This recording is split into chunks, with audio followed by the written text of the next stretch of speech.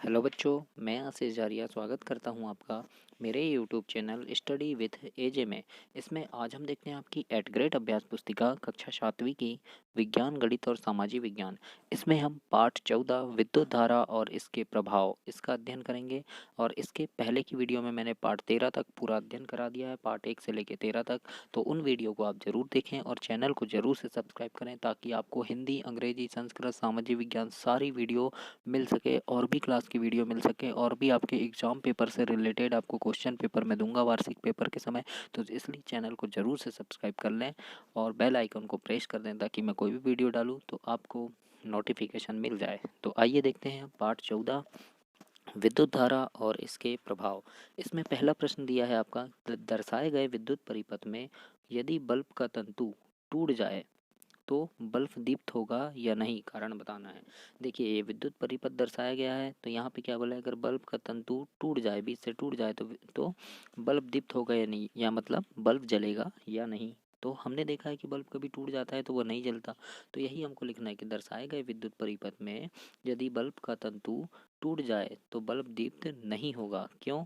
क्योंकि बल्ब का तंतु टूट जाने पर विद्युत परिपथ पूरा नहीं होगा। इस प्रकार से आपको प्रश्न नंबर 1 का उत्तर देना है बच्चों। इसके बाद हम प्रश्न दूसरा देखते हैं। दूसरे प्रश्न में है, विद्युत फ्यूज बनाने के लिए किस धातु तार का प्रयोग किया जाता है और क्यों? तो उत्तर में लिखना कि विद्युत फ्यूज बनाने के लिए कुछ विशेष मिश्र धातुओं से बने तार का उपयोग किया जाता है, क्योंकि जब इन तारों से अधिक विद्युत धारा प्रवाहित होती है तब वे शीघ्र ही पिघलकर टूट जाते हैं। इसलिए क्या करते हैं, मिक्स धातु का प्रयोग करते हैं। प्रश्न नंबर तीसरा है आपका, विद्युत धारा का तापीय प्रभाव किसे कहते हैं? ऐसे दो संनिध्रों के नाम लिखिए जिनमें विद्युत धारा के तापीय अभाव का उपयोग होता है। तो उत्तर में लिखना, जब किसी तार से कोई विद्युत धारा प्रवाहित होती है तो वह तप्त हो जाता है, इसे विद्युत धारा का तापीय प्रभाव कहते हैं। जिस प्रकार से विद्युत तापक हीटर ऐसे साधित्र हैं जिसमें विद्युत धारा के तापीय प्रभाव का उपयोग होता है, किसमें, हीटर में होता है। प्रश्न नंबर चौथा देखते हैं। अब प्रश्न नंबर चौथा है कि विद्युत धारा के चुंबकीय प्रभाव से आप क्या समझते हैं। इससे पहले बता दूं कि चैनल को जरूर सब्सक्राइब करना ताकि आपकी हिंदी, अंग्रेजी, संस्कृत, सामाजिक विज्ञान सारी वीडियो मिले और आपके एग्जाम पेपर के समय, वार्षिक पेपर का जब एग्जाम होगा तो उस समय मैं आपको बहुत सारे ऐसे प्रश्न देने वाला हूं जो आपके एग्जाम में फंसेंगे और आएंगे। इसलिए चैनल को जरूर से सब्सक्राइब करना और भी बीच बीच में और बहुत सारी जानकारी दूंगा। तो आइए देखते हैं प्रश्न नंबर चौथा, विद्युत धारा के चुंबकीय प्रभाव से आप क्या समझते हैं। तो उत्तर में लिखना, जब किसी तार से विद्युत धारा प्रवाहित होती है तो वह चुंबक की भांति व्यवहार करता है, इसे विद्युत धारा का चुंबकीय प्रभाव कहते हैं, जैसे विद्युत घंटी। इस प्रकार से आप प्रश्न नंबर 4 का उत्तर लिखेंगे। प्रश्न पांचवा देखते हैं लघु उत्तरीय प्रश्न में, कि प्रश्न पांचवा में क नंबर दिया है कि जब स्विच ऑफ की स्थिति में है तो क्या कोई बल्ब दीप्त होगा। ये एक बना हुआ है और बोला है जब स्विच ऑफ की स्थिति में तो क्या दीप्त होगा, तो हमें बताना है। तो क नंबर का उत्तर लिखना कि जब स्विच ऑफ की स्थिति में है तो कोई भी बल्ब दीप्त नहीं होगा। दूसरा पूछा है ख नंबर, जब स्विच ऑन की स्थिति में लाते हैं तो बल्ब ए बी सी के दीप्त होने का क्रम क्या होगा, यानी ए है, बी है और सी है, तो क्या क्रम होगा ये पूछा है। तो ख नंबर में लिखना बच्चों कि जब स्विच ऑन की स्थिति में लाते हैं तो तीनों बल्ब एक साथ ही दीप्त हो जाते हैं। इस प्रकार से आप प्रश्न नंबर 5 का उत्तर लिखेंगे। इसके बाद प्रश्न नंबर 6वां है कि विद्युत चुंबक का उपयोग किसी कचरे के ढेर से प्लास्टिक को पृथक करने में किस प्रकार किया जा सकता है।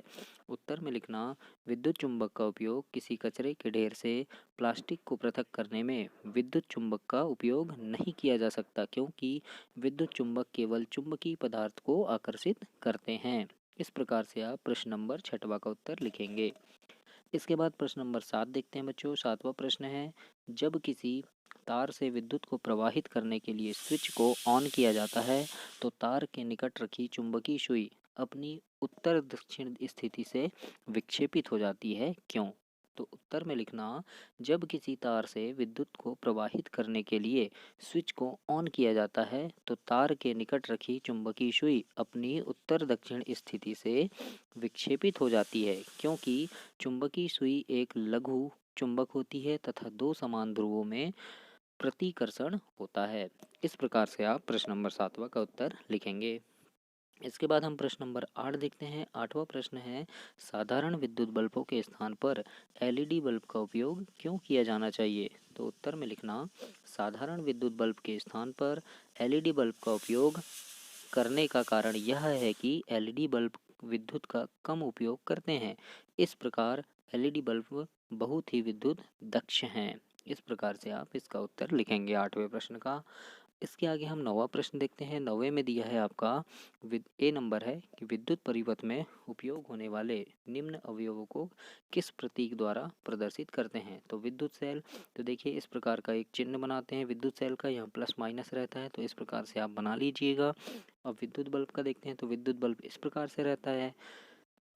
स्विच ऑन की स्थिति में, तो ऑन की स्थिति में इस प्रकार का रहता है, और स्विच ऑफ की स्थिति में ये ऐसे खुला हुआ रहता है। तो इस प्रकार से आप बना लीजिएगा। बैटरी, बैटरी का हम कैसे सिंबल बनाते हैं? तो बैटरी इस प्रकार से रहेगी जैसे मैंने बनाया है, इस प्रकार से आप देख लीजिए, ऐसे रहता है। इस प्रकार से आप अपनी वर्कबुक में बनाइएगा बच्चों।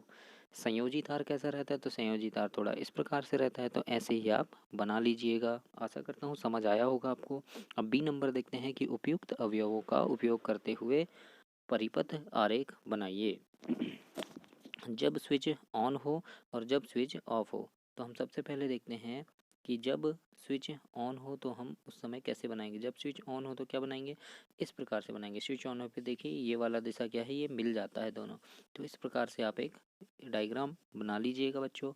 अब देखते हैं जब स्विच ऑफ की स्थिति में हो, तो जब स्विच ऑफ हो तो उसमें किस प्रकार का बनाएंगे वो भी हम देखते हैं। और स्विच ऑन में लिख दीजिएगा कि जब स्विच को ऑन की स्थिति में ले जाया जाता है तो परिपथ पूरा हो जाता है और बल्ब जल जाएगा। अब हम देखते हैं दूसरा, जब स्विच ऑफ हो, तो देखो ऑफ हो तो इस प्रकार से खुला रहेगा, है ना, तो बल्ब क्या होगा? नहीं जलेगा। यहाँ बल्ब नहीं जल रहा है और इस प्रकार से ये खुला रहेगा। इस प्रकार से आप इसको बनाएगा। और यहाँ पे लिखना बच्चों कि स्विच ऑफ होने की स्थिति में कोई भी बल्ब नहीं जलेगा क्योंकि विद्युत परिपथ बंद नहीं है। देखो खुला है ना यहाँ पे, तो इस प्रकार से आप एक चित्र बना लीजिएगा। अब प्रश्न नंबर 10वां देखते हैं। 10वां प्रश्न लिखा है, विद्युत घंटी का परिपथ बनाते हुए उसकी कार्यविधि समझाइए। यह विद्युत धारा के किस प्रभाव पर कार्य करती है? तो इस प्रकार का एक चित्र बना होगा आपके पाठ्य पुस्तक 177 में। देखिएगा आपके विज्ञान की पुस्तक 177 में ऐसा एक चित्र बना है। मैंने यहाँ छोटा सा बना दिया है आपके लिए, शायद आप यहाँ से आप देख लीजिए, लेकिन आप इससे बहुत अच्छा चित्र बना सकते हैं। तो आप पुस्तक से देख के भी बना सकते हैं बच्चों, तो वहाँ से देख के भी आप बना लीजिएगा। और यहाँ थोड़ा उसके बारे में थोड़ा लिख दीजिएगा कि विद्युत घंटी में लोहे के टुकड़े तांबे के तार की कुंडली लिपटी होती है जो विद्युत धारा प्रवाहित होने पर विद्युत चुंबक बन जाता है। तब यह लोहे की पत्ती को अपनी ओर खींचती है। इस प्रक्रिया में पत्ती के सिरे से जुड़ा हथौड़ा घंटी से टकराता है और ध्वनि उत्पन्न होती है। यह विद्युत धारा के चुंबकीय प्रभाव पर कार्य करती है। किस प्रभाव पर कार्य करती है पूछा ना? चुंबकीय प्रभाव पर कार्य करती है। इस प्रकार से इसका उत्तर आप लिखेंगे। तो ये हुआ आपका पाठ 14 विद्युत धारा और इसके प्रभाव। अगली वीडियो में पाठ 15 पढ़ेंगे। और चैनल को ज़रूर सब्सक्राइब करना ताकि आपके एग्जाम पेपर के समय मैं आपको अच्छी अच्छी वीडियो दूंगा तो उनको आप देख पाएँ। धन्यवाद बच्चों।